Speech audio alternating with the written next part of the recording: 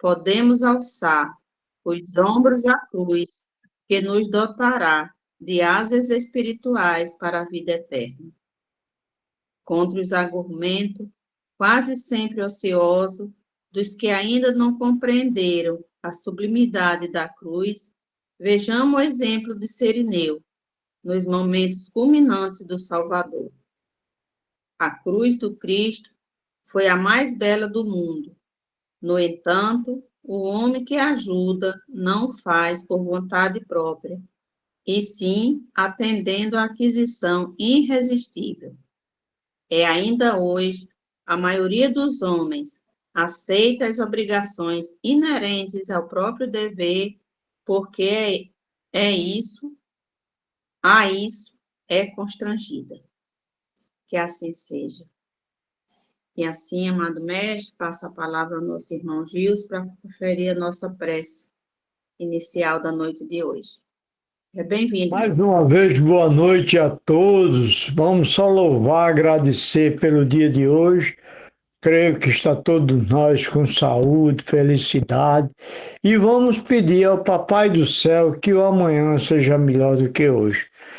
Como um bom exórdio na noite de hoje, nos pediu para fazer a petição do aprendiz. E por isso eu vou fazer ela hoje com todo prazer.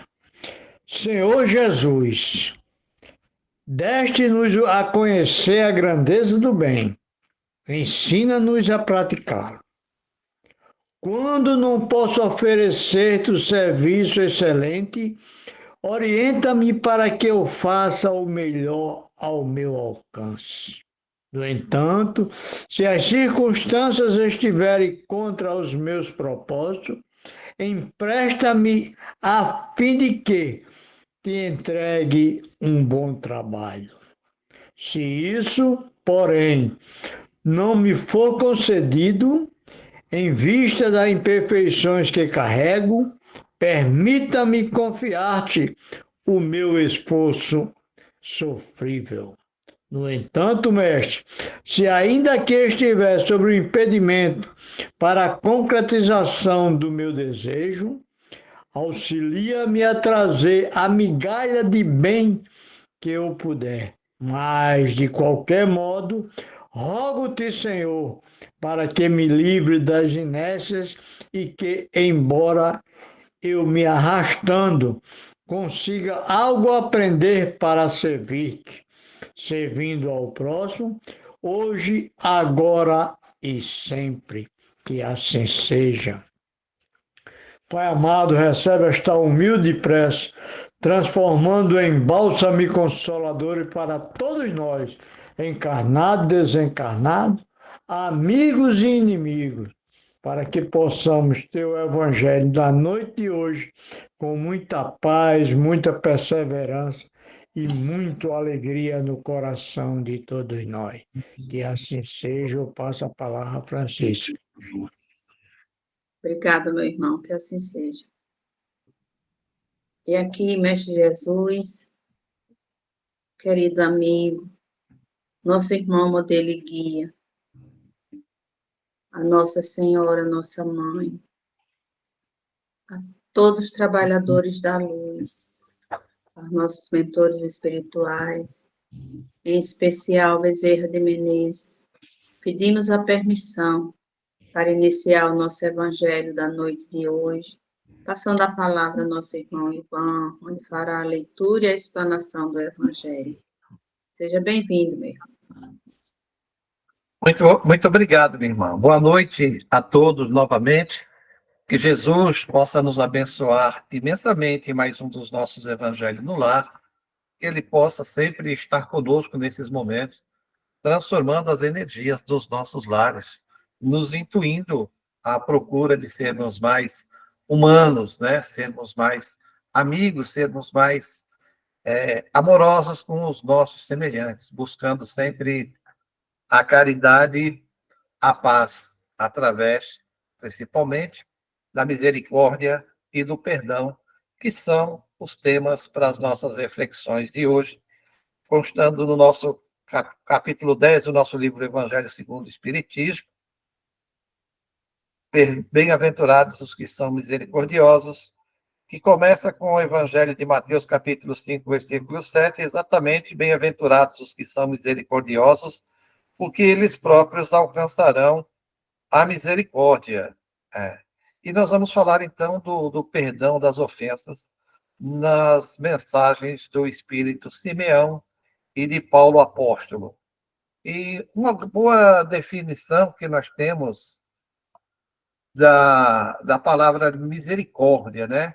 Que ela é um sentimento profundo de compaixão, de empatia e solidariedade diante do sofrimento, da desgraça de outra pessoa.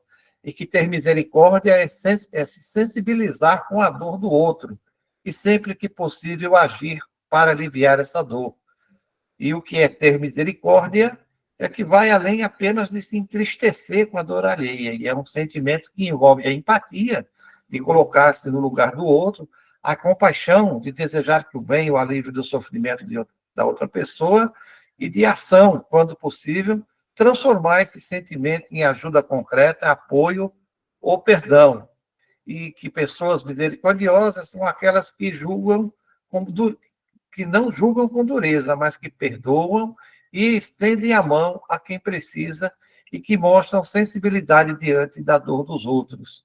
A misericórdia na religião é um conceito que está muito presente nas diversas religiões, nas diversas tradições religiosas, especialmente nas religiões abrâmicas, né, de Abraão, como o cristianismo, o judaísmo e o islamismo. No cristianismo, a misericórdia é uma das qualidades centrais de Deus. E, segundo os ensinamentos bíblicos, Deus é rico em misericórdia, conforme Efésios 2:4. E espera que os seres humanos também pratiquem esse valor em suas vidas. Jesus Cristo, por exemplo, frequentemente perdoava pecadores e acolhia os excluídos, como demonstração de misericórdia divina. Além disso, as obras de misericórdia, né, chamadas obras de misericórdia, são ensinadas na doutrina cristã como formas de agir com compaixão, e elas se dividem, então, nas obras corporais, de como dar e comer a quem tem fome e visitar doentes, tal, e as obras espirituais, como aconselhar os indecisos, perdoar as ofensas. No islamismo, a misericórdia, que é conhecida como Rahmah, é uma das características mais importantes de Alá, né? O Deus Alá, como ele chama. Em todos os capítulos do Corão, com exceção de um, começam sempre com a frase: em nome de Deus, o clemente, o misericordioso. E o profeta Maomé é frequentemente descrito como uma pessoa de misericórdia para os mundos. No judaísmo, Deus também é retratado como misericordioso, né? Rachamim, e cheio de compaixão. E a prática da justiça com bondade é uma obrigação ética no relacionamento com o próximo. Então, eu tinha visto mais uma definição aqui bem interessante, que ele diz o seguinte, que a misericórdia ela é um sentimento profundo de compaixão, empatia e solidariedade diante do sofrimento, da desgraça de outra pessoa. Ter misericórdia é se sensibilizar com a dor do outro e, sempre que possível, agir para aliviar essa dor. Enfim, a misericórdia, ela é finalmente um sentimento de espíritos que já têm alguma evolução. E Jesus incentiva a que se faça a misericórdia, porque, como ele diz, o Pai é misericordioso, mas é que nós precisamos também desenvolver a misericórdia para sermos merecedor da misericórdia de nosso Pai Celestial. E aqui no item 14, sobre o perdão das ofensas, né, das instruções dos Espíritos, o Espírito Simeão, em Bordeaux, no ano de 1862, traz a seguinte mensagem: quantas vezes perdoarei meu irmão? Perguntou Pedro a Jesus. Você deve perdoá-lo não 7 vezes, mas sim 70 vezes, 7 vezes. Esse é um esse é um dos ensinamentos de Jesus que mais deve marcar a inteligência de vocês e falar alto em seus corações. Comparem essas palavras de misericórdia com uma prece tão simples, tão resumida e tão grande em suas aspirações, a oração do Pai Nosso, que Jesus ensinou aos seus discípulos, e encontrarão sempre o mesmo pensamento: Jesus, o justo por excelência, responde a Pedro: você perdoará, mas sem limites. Perdoará ainda que a ofensa lhe seja feita muitas vezes. Ensinará a seus irmãos o esquecimento de si mesmo, que os torna invulneráveis às agressões, aos maus tratos e às injúrias. Será doce e humilde de coração, nunca medindo sua mansidão e brandura. Fará aos outros o que deseja que o Pai Celestial faça por você. Não tem ele o perdoado sempre? Por acaso, conta as inúmeras vezes que seu perdão vem apagar as suas faltas? Prestem atenção na resposta de Jesus e, como Pedro, procurem aplicá-la a vocês mesmos. Sejam generosos no amor, isto é, perdoem, usem de misericórdia, sejam caridosos, deem, e o Senhor lhes restituirá. Perdoem, e o Senhor vai perdoá-los. Abaixem-se, e o Senhor os erguerá. Humilhem-se, e o Senhor fará com que se sentem à sua direita. E ele diz: vão, meus irmãos amados, estudem e comentem essas palavras que eu dirijo a vocês todos, da parte daquele que, do alto dos seus esplendores celestes, sempre cuida de vocês e continua, com amor, a tarefa ingrata que começou há 18 séculos. Então, vemos que o nosso irmão Simeão, ele usa aqui uma palavra bem interessante, ele diz: estudem e comentem essas palavras, como determina o próprio Espírito da Verdade, quando ele diz, o primeiro mandamento, amem-se, né? E o segundo, instruam-se. Então, estudem as palavras, estudem o Evangelho, e dentro do Evangelho encontraremos nós todos como eu diria aqui, as determinações, né, de uma lei de justiça para com os semelhantes. E determina principalmente a necessidade, então, da compaixão através do perdão, porque nós também precisamos ser perdoados, e ele diz aqui quantas vezes o Pai Celestial nos perdoa. Né? A irmã citou hoje, durante o exórdio, a respeito de que, né, se nós também não cometemos determinadas coisas no passado. E comumente cometemos. Né? Tanto é que, se não tivéssemos feito isso, se ainda não fôssemos extremamente devedores da lei da justiça divina, com certeza não estaríamos mais nesse plano de provas e expiações. Estamos aqui porque precisamos ainda, através do contato com os nossos semelhantes, aprender a amar e aprender a perdoar, uma vez que no dia a dia nós recebemos várias agressões. Então, o fato de termos compaixão e perdoar os nossos irmãos por compreender que eles ainda não atingiram esse nível de iluminação de não agredir o próximo, como determina o próprio Jesus. Né? Você não pode fazer para o seu semelhante o que você não gostaria que ele fizesse para você. E, pelo contrário, está sempre disponível a fim de ajudar, e mesmo se for agredido, ter sempre a condição de querer relevar isso, né? Ter essa compaixão para perdoar inúmeras vezes, quantas vezes a gente seja agredido. Eu me lembro de uma citação que veio a mim, não lembro se eu li, era sobre Chico Xavier, que perguntaram a ele do que ele tinha medo na vida dele. E ele disse que ele só tinha medo dele mesmo, porque não havia nenhum mal que causassem a ele que fizessem ele, como a gente diz aqui, perder as estribeiras, né? Ficar chateado, ficar bravo, querer vingança. Não. Ele disse que tinha medo só das coisas que ele mesmo fazia, porque essas sim são muito mais agressivas a nós mesmos. O que nós fazemos aos outros, agride aos outros, mas agride muito mais a nós mesmos. Tanto que, se o irmão nos perdoa e vai adiante, e ficarmos nós ainda com essa situação de ficarmos remoendo o nosso ódio, perdão, o nervosismo que nós temos, a nossa incapacidade de deixar para trás, né, as ofensas, as agressões, os sentimentos maus, nós ficamos presos a isso, e isso nos prejudica muito. Então, para quando a gente perdoa o nosso semelhante, quando a gente tem misericórdia do nosso semelhante, a gente perdoa e tem misericórdia, acima de tudo, conosco mesmo, né? Nós fomos criados para viver socialmente e nenhum de nós vai adiante sozinho. Nós precisamos do dia a dia com os nossos irmãos, exatamente para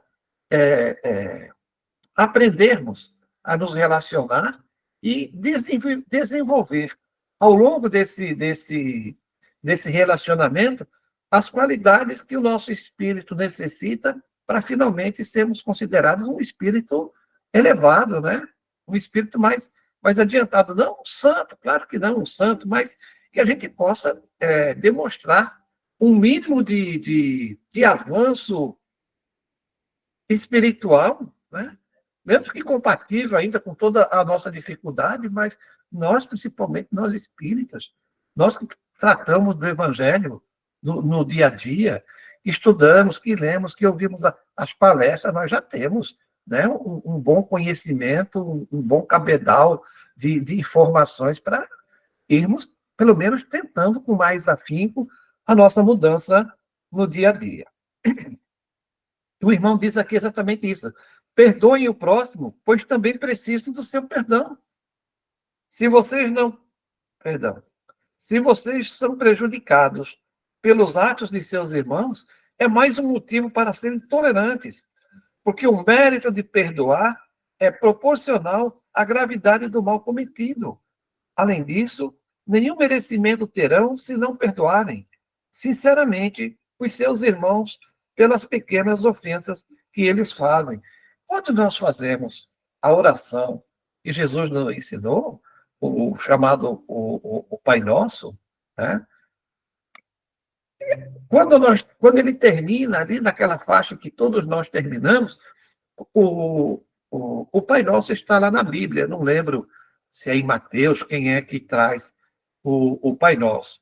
Mas o versículo seguinte é o seguinte, literalmente, porque se não perdoares aos que vos ofenderam, o vosso Pai Celestial também não vos perdoará, né? Lei de causa e efeito. E quando nós oramos, fazemos o Pai Nosso, nós fazemos um compromisso, gente. Pode observar com mais calma. Olhe faça uma leitura assim, do Pai Nosso e vê se nós não estamos ali fazendo um compromisso grande para com Deus novamente, né? Fazendo a louvação, fazendo pedido, mas perdoai-nos à medida que nós perdoamos aqueles que nos têm ofendido. E nós estamos ali também, como se diz, aceitando a lei de causa e efeito, que nós seremos perdoados à medida em que nós perdoarmos o próximo também. Porque nós precisamos, lembra que a semana passada, o que disse o Evangelho, quando você tem alguma coisa contra o seu irmão e vai ao templo fazer a sua doação lá, o seu sacrifício, deixa o seu sacrifício de lado no momento e vai se ajustar com o seu irmão. Mantenha o coração limpo, que ele é como se nós tivéssemos um telefone para ligar para alguém e o telefone está com problema. Você não ouve ou você não consegue se fazer ouvir.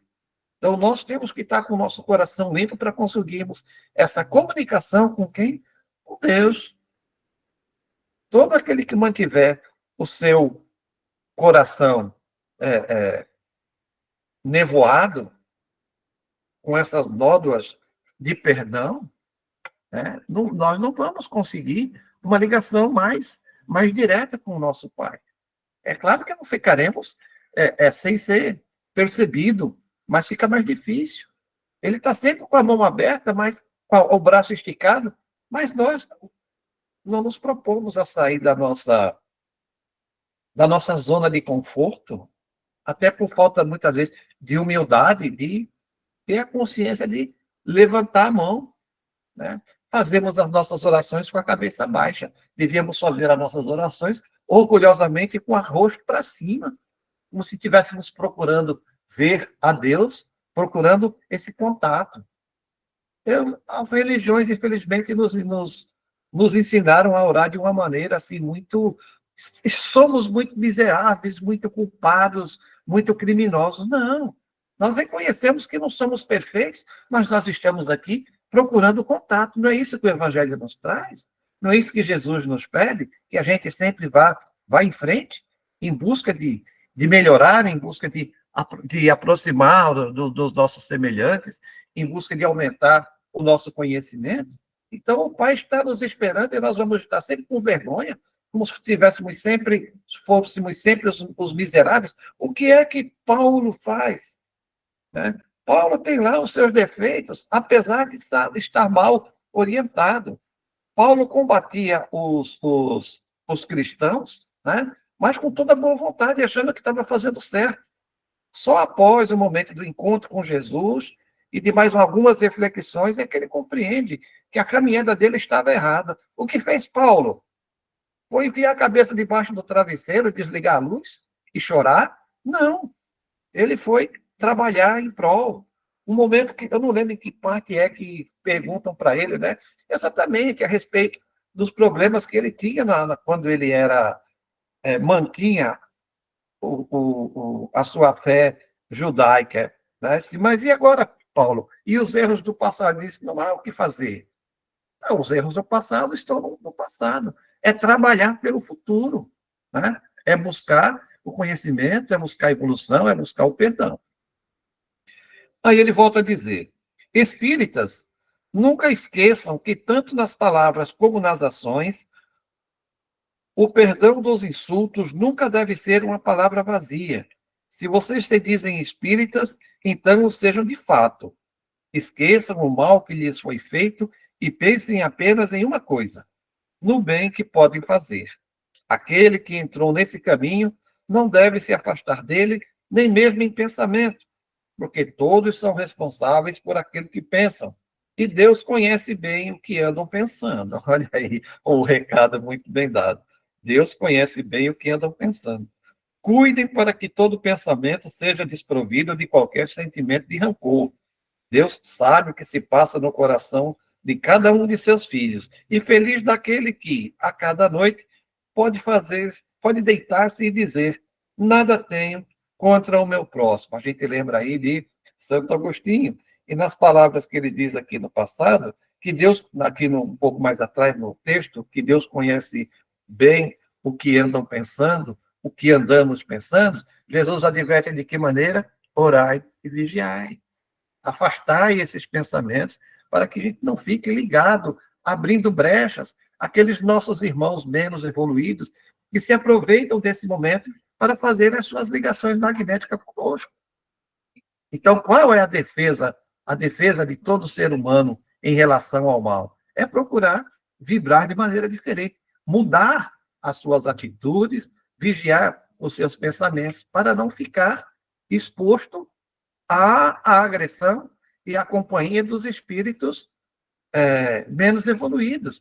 Da mesma maneira que a gente cuida da nossa casa, porque se a gente não cuidar da nossa casa, a gente vai ficar doente, não é? O ambiente não vai fazer com que a gente adoeça, se ficar sujo.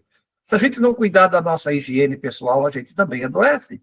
Se a gente sair ainda à procura em ambientes insalubres, adoeceremos. Se mantivermos pensamentos negativos e se mantivermos sentimentos negativos, o que vai acontecer conosco? Perdemos a razão. Então, cuidamos da nossa casa, como cuidamos do corpo, e como devemos cuidar do nosso espírito. O próprio Jesus adverte também no Evangelho, se preocupe não com o que você vai comer, com o que você vai vestir, mas preocupe-se com as coisas do espírito. Em primeiro lugar, está o nosso espírito, a nossa alma. E esse é o maior cuidado que nós devemos ter.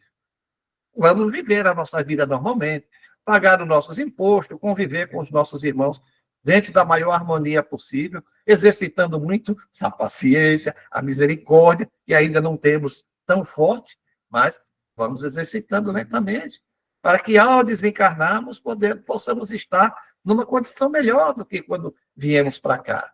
Não é verdade? Então, assim nós concluímos a comunicação do irmão Simeão e vamos agora de Paulo Apóstolo.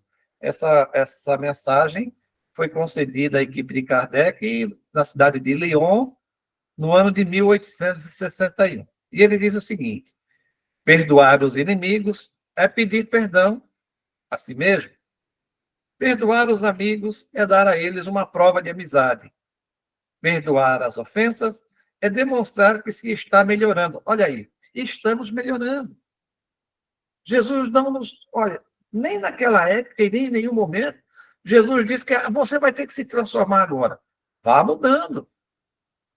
Né? Lembra quando ele cura lá, acho que é o aleijado, e ele diz, não peque mais para que algo pior não lhe aconteça. Né? Mantenha-se fora dessas confusões espirituais. Então, perdoe, cadê? Ele diz aqui, perdoe meus amigos para que Deus também possa perdoá-los. Lei de causa e efeito. Se forem duros, exigentes e rigorosos, mesmo por uma pequena ofensa, como vão querer que Deus esqueça que, a cada dia, vocês também têm necessidade de perdão? Exatamente por isso. Porque nós temos necessidade de perdão. Porque nós ainda estamos muito atrasados. E todo momento a gente está virando aí o balde do leite. Né? Vamos com prejuízo a todo instante devido à nossa dificuldade de mudança. Mas Deus está ali para nos apoiar o tempo todo. Então, fazer ao próximo o que gostaria que o próximo fizesse a você. Vamos ter um pouco de compaixão, exatamente, compaixão, e perdoar aqueles que ficam nos perturbando. Né? Porque é até o exercício da caridade, é o exercício da paciência que nos é concedido. Infeliz daquele que diz nunca perdoarei, pois está pronunciando a sua própria condenação. Será que fazendo uma autoanálise não irão encontrar em vocês mesmos o agressor? Quem sabe se nessa luta que começa por um simples desentendimento e termina numa ruptura, o primeiro golpe não partiu de você?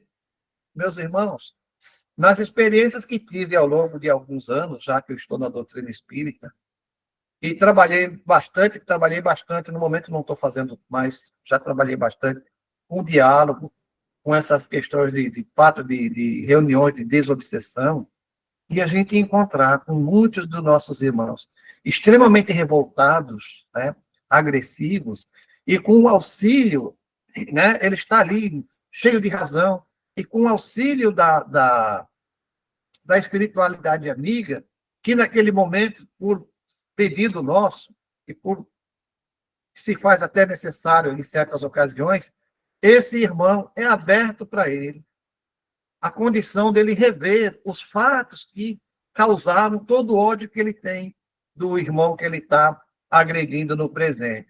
E muitas vezes, meus irmãos, muitas vezes, o culpado é ele próprio. Ele relembra o fato, e aí, dessa vez, num ambiente com energias modificadas, né? Um evangelho, um magnetismo positivo, isso afeta muitas vezes a mente dele, e ele, na hora, compreende que perdeu muito tempo até esse momento com a vingança, que é um fato que ele mesmo causou no passado. Então, muitas vezes, a gente, né, cria certas inimizades, mas, provavelmente, se a gente observar bem direitinho, a culpa foi nossa. E sempre a culpa é nossa. Porque se nós somos os agressores, a culpa é nossa. Se o irmão nos agrediu e nós não perdoamos, a culpa é nossa por manter o problema e não ter perdoado. Então, nós nunca estamos imunes ao mal, se nós não nos propusermos a ficar imunes ao mal. Será que não deixaram escapar uma palavra ofensiva? Olha aí. Será que usaram a moderação necessária? Sem dúvida, o adversário errou em se mostrar tão melindroso, mas isso deve ser mais uma razão para serem indulgentes e não censurarem. Vamos admitir que foram realmente os ofendidos em uma determinada circunstância. Quem garante que não envenenaram a situação por vingança, transformando em disputa séria o que poderia ter caído facilmente no esquecimento? O velho ditado de fazer, como é que é aquela história? Fazer uma tempestade num copo d'água, não é verdade? E a gente se sente o nosso orgulho ferido, às vezes por uma besteira, e terminamos causando com que uma avalanche venha provocar. A gente sabe que até gritar é perigoso fazer uma avalanche. A gente vê nos filmes e nos desenhos, né, às vezes até um grito promove uma avalanche. Uma avalanche de sentimentos também pode vir por uma palavra mal colocada. Se dependeu de vocês impedir as consequências e não o fizeram, então são realmente culpados. Vamos imaginar também que não tenham absolutamente nada a reprovar em suas condutas.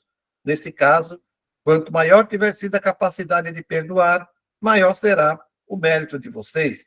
Existem duas maneiras diferentes de perdoar: o perdão dos lábios e o perdão do coração. Muitas pessoas dizem a respeito de seu adversário: eu o perdoo, enquanto interiormente alegram-se com o mal que lhe acontece, dizendo a si mesmo que ele bem merece isso. E a gente vê muita gente dizer: está vendo? Deus castigou, fez aqui e aqui vai pagar. Não compete a gente fazer isso. Compete sim a gente observar e lembrar-se de que é necessário que o mal aconteça para que a gente próprio possa observar os exemplos e ter algum ganho com isso, mas aí daqueles por quem vem o escândalo. Eu o perdoo, aí acrescentam, mas nunca me reconciliarei. Não quero vê-lo pelo resto da minha vida. Será esse o perdão ensinado pelo Evangelho? 70 vezes, 7 vezes? Não. O verdadeiro perdão é ensinado pelo Cristo, aquele que lança um véu sobre o passado. É o único que será levado em consideração, pois Deus não se contenta com as aparências. Ele examina o fundo dos corações e os mais secretos pensamentos, não aceitando apenas a palavra e simples fingimentos. O esquecimento completo e absoluto das ofensas é próprio das grandes almas. O rancor é sempre um sinal de inferioridade, e o verdadeiro perdão se reconhece mais pelos atos do que pelas palavras.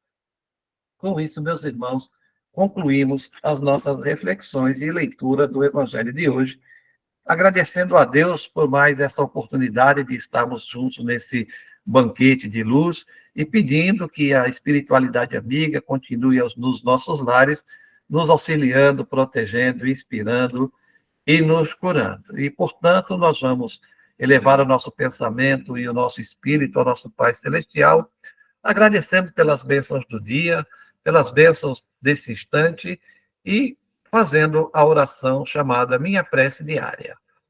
Agradecemos a Deus, nosso Senhor, a proteção, auxílio e graças recebidas no dia de hoje e rogamos nos conceda a graça maior de poder concluir na vida presente o aprendizado necessário de que carecemos para alcançar a luz espiritual que nos elevará à categoria de Espíritos de Deus. Rogamos a Jesus, nosso irmão maior, que abençoe os nossos passos e nos ilumine o caminho para que possamos percorrê-los com sabedoria e segurança. Rogamos a Jesus, nosso modelo e guia, paz e luz para o nosso espírito, assim como para todos os que nos são caros, e também aos nossos inimigos, a fim de que um dia possamos tê-los como amigos e unidos possamos elevar o nosso agradecimento ao Senhor. Rogamos a Jesus, nosso Mestre, luz e amparo aos nossos irmãos necessitados, aos cegos do mundo, aos enfermos que se encontram nos ambientes de tratamento e recuperação, ou em seus lares, ou mesmo abandonados, aos deficientes mentais, aos encarcerados, aos famintos e aos que vivem ao léu, para que consigam receber a ajuda de mãos dadivosas e a palavra confortante.